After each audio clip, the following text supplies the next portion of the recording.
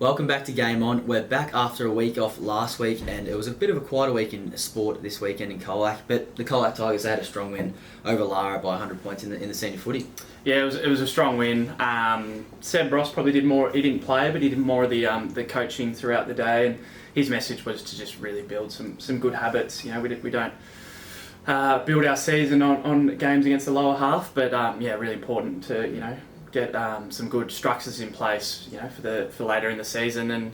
And probably the only negative was the slow start. Couldn't quite get away in the first quarter, and it probably wasn't through effort. It was just a bit of disposal efficiency, turnovers that probably hurt us. We had 125 disposals to 69 in that first quarter, and 14 inside 50s to 8 against the wind. And Army probably asked for a little bit more effort at half time, and I think that really showed in the second half. We kicked away. Yeah, and Fraser Holt, Cooper, I heard he made his senior debut, looked solid down back, was that right? Yeah, it was really impressive. I think his old man spoke before the game and said, Fraser said he never thought he'd get the opportunity to play a senior game of football, but he went out and did, and he was really solid. He had 12 possessions and 6 intercept possessions, and disposed the ball really efficiently, so you couldn't ask for much more than that. Yeah, my player of the game was probably Jared McCormack. He was awarded best on ground by the coaches, but he swung forward, which he did late last week against St Joey's, but he was a real presence down there, and he was really nice to kick to. He had 23 touches at goal and 9 contested marks, and a bit of an injury watch, Jamie? Yeah. Colac skipper Jack Melican left the game early with a bit of a minor hamstring strain, while Micah Robb did also actually provide us a highlight of a specky following a bit of a nick on his ankle, apparently. Was that right? Yeah, he was hobbling around for most of the day, and then all of a sudden he jumps on about 3 blokes' shoulders, so not really sure what the goal was there, but I think he'll be alright. Perfect.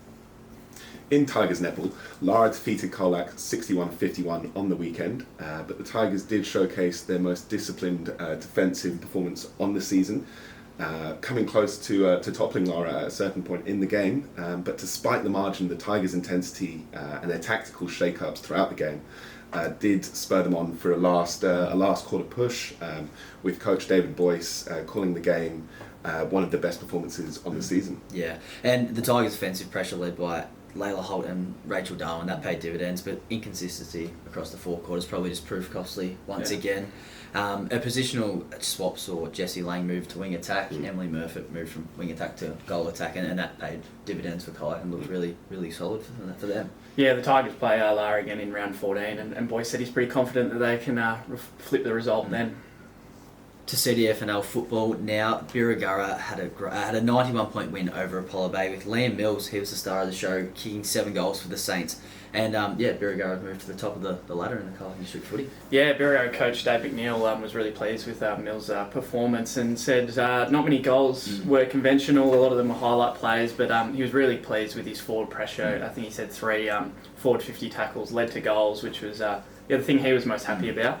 And the Saints, they looked on track for a big win, but there was a howling breeze down at the Bay, which made goal kicking tough and allowed the Bay to stay in the contest for 3 quarters. Yeah, unfortunately on the injury front, Hawk Patrick Lugg was stretched off the ground in the first quarter with a broken tibial and fibula.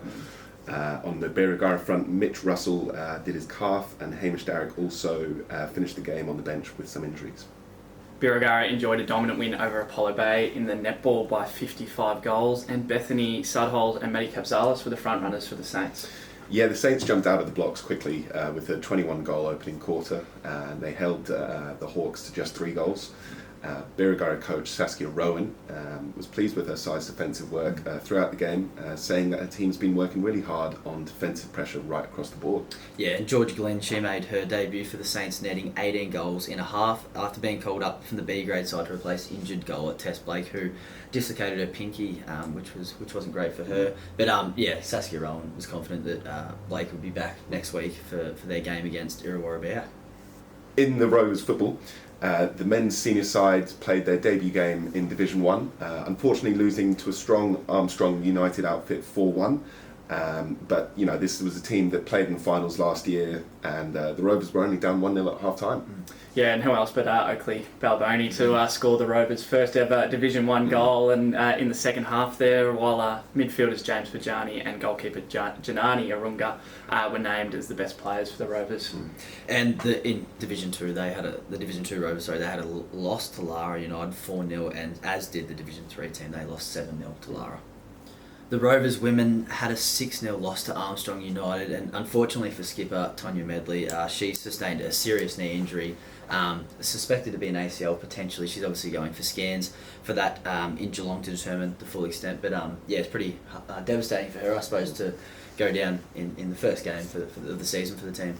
Yeah, 100%. I mean, the one big highlight for the day was from new signing Danielle Clegg. She sprinted back and cleared the ball off the line whilst the goalkeeper was out of position. And that was a really special moment for the Rovers. The Rovers had their chances going forward in the second half, attacking through their wings. But Medley said the side was getting into position with little support once the ball was in attacking areas.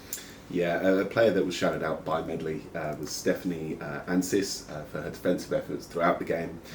Consistently disrupting Armstrong's attack and managing to get under their skin in a couple of instances, apparently. Player of the match was Adela Thomas with some interesting movement up front and creating some chances for the Rovers. The Braves Division 2 side and the hottest team in Colac, according to Jamie Beale, travelled to Ballarat for their first away game in more than a month to play the Royals in windy conditions, Luke. Yeah, and after trailing for the first time this season, after the opening innings, the Braves flipped the game on Ballarat at the top of the third, scoring 7 runs on 5 hits. A single by Matt Noonan drove in 3 runs for the visitors. Yeah, huge third innings there from the Braves. Brendan DiLorenzo pitched the first 4 innings for the Braves, giving up 7 hits and 5 runs in succession before the Braves made the switch to coach Brad Egan, who managed to close out the final 2 innings. In Division 4, the Braves travelled to Stead Park to take on the Colac Tigers. The unbeaten side managed a really tight 15-13 win after a really dramatic final 4th inning. Colac led for most of the game, but the Braves kept within touching distance heading into the 4th inning, down 13-9. The Braves scored 6 runs and shut out the Tigers in their final inning, securing their 7th victory on the trot. Hits from Dan the Man Billing, Brian Wilson, Darren and Kyle Morrissey and Josh Balcom wrestled the game back in the Division 4 side's favour. Yeah, club president Jamie Harris said it was a tremendous effort to get over Coroa. They've been a top side for many years. He said it was a real confidence booster for his team. The Melbourne to Apollo Bay boat race ended down at Apollo Bay on the weekend, and it kicked off at 4 a.m. in Queenscliff. We had 28 boats with 185 total sailors set off for the 72nd edition of the 52 nautical mile race. Yeah, 55 seconds separated Margaret Rintoul 5th, or MRV, and Ambition across the line on the day, with MRV's winning time sitting at 6 hours, 39 minutes and 40 seconds. Yeah, the MRV boat was skippered by Sandringham Yacht Club's Damien King, and he won the event 2 years ago as well. Thanks for watching Game On. We'll be back next week with a full wrap-up of the CDFNL football and netball.